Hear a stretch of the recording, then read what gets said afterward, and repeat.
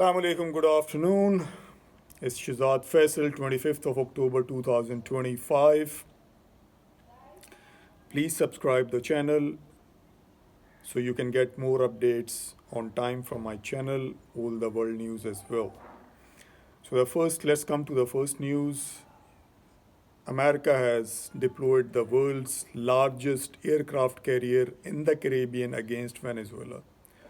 Second news, Israeli parliament has voted to annex West Bank into Israel against all the international laws.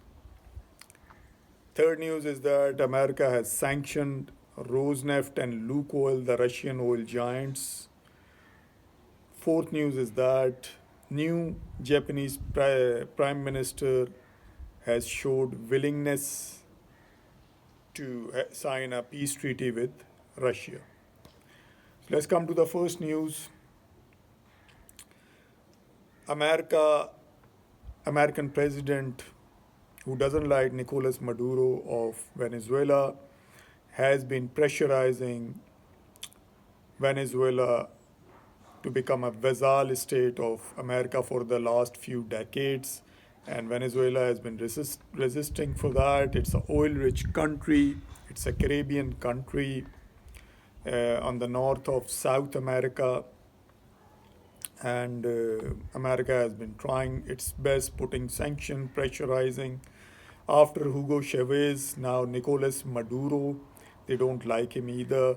They have, even Donald Trump has even put a bounty on his head for $50 million, which any information which leads to his arrest or his persecution, etc., you can understand. 50 million for that information America has announced.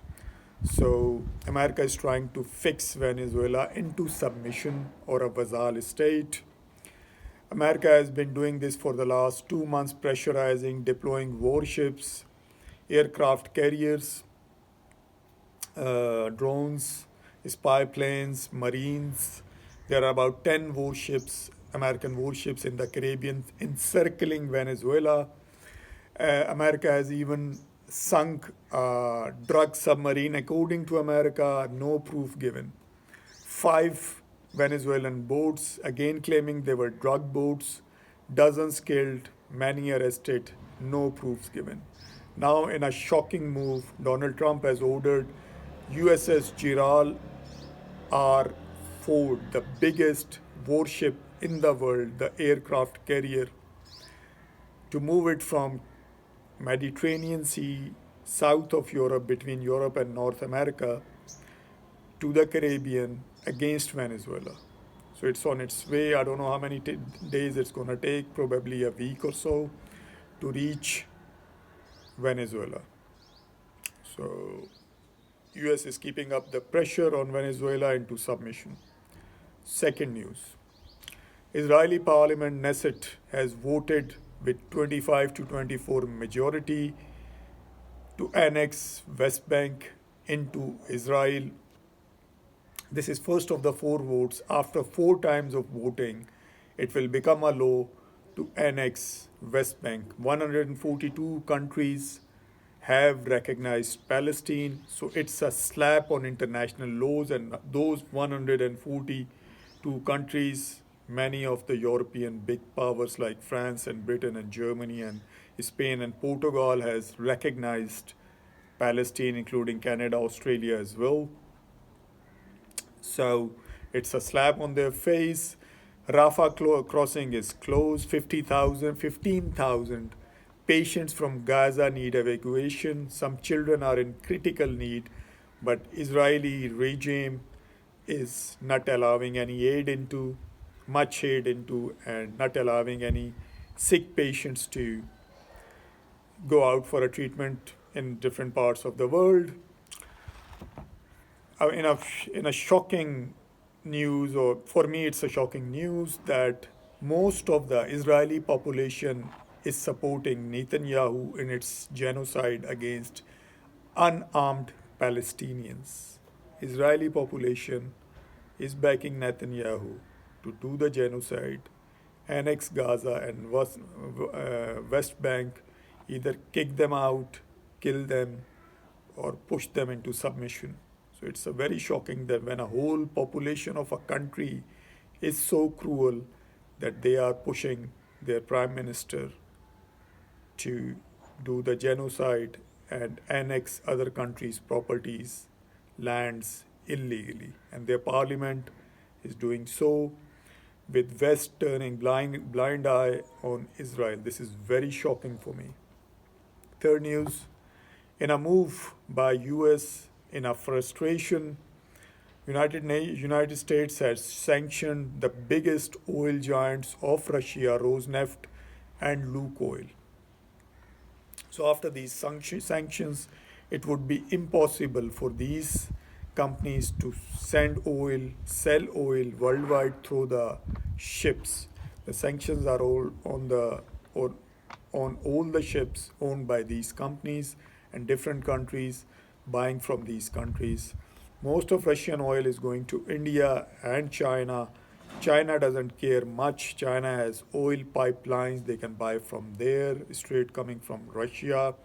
China can increase the purchase of Russian oil in case India refuses to buy Russian oil any further. Donald Trump has said that Indian PM Modi on Diwali, congratulations to them, greetings to them, between them, has promised not to buy Russian oil from 21st of January. So they will finish all the oil purchased from Russia by 21st of January. So Russian reaction is that it won't be much affected. Their economy is not going to be much affected. They will carry on with the war which Russia is winning. NATO has promised in the past, in early 90s, that they will not expand NATO any further. European countries, America, of course, but they broke their promise and added many new countries into NATO. But when they come up to Ukraine and they broke their promise again, Russia lost its patience and attacked Ukraine about 3.5 years ago. Most of Ukrainian army has been killed by Russia, and Ukraine has lost this war badly. In another shocking move, Ukraine is asking America to send Tomahawk missiles, and the sanity prevailed, and Donald Trump has refused to give this 2,500 kilometer range which can strike deep anywhere inside Russia. If these were given to Ukraine, Russian reaction would be really bad, and it could have hit mainland Europe, wouldn't care about NATO. So we have saved a third world war by not giving Tomahawks to Ukraine. Last news is that new Japanese female prime minister, first in the history, Sanae Takaichi, just took oath. She has showed intent to sign a peace treaty with Russia. So you are hearing right. Since 1945, Russian and Japanese relations have been on tantrums. They were not good. Russia has been in the Japan has been in the Western camp and against Russia and supporting all the sanctions against Russia. So it is a good news that finally there is a peace treaty under Chinese pressure, under rise of China. Japan is finally thinking of at least getting peace from Russian side, from its south of Russia, north of Japan. There are 4 islands which Soviet Union captured after 1945. Second World War ended, and they are called Kuril Archaeology Island. They are in the Kuril Archaeology of the Western Pacific area. So Japan is finally trying to talk to Russia to solve this issue once and forever and sign a peace treaty so they can focus solely on China. So these are the news for today.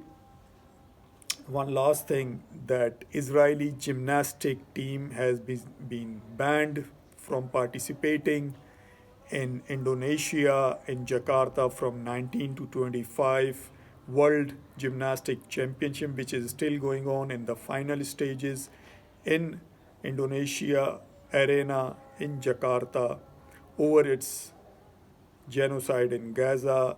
Indonesia doesn't recognize Israel, and no official relationship, no embassies, no nothing. So it has been banned. And in another insult to Israeli policies, and whole of the world now literally hates, I would say, Israeli actions against Palestinians. Israel is totally isolated. It's hard to find any country which supports Israel apart from United States and of course India. Please subscribe the channel if you like this video to get the updates right on time for international news. Thank you very much, and you have a wonderful day. Thank you.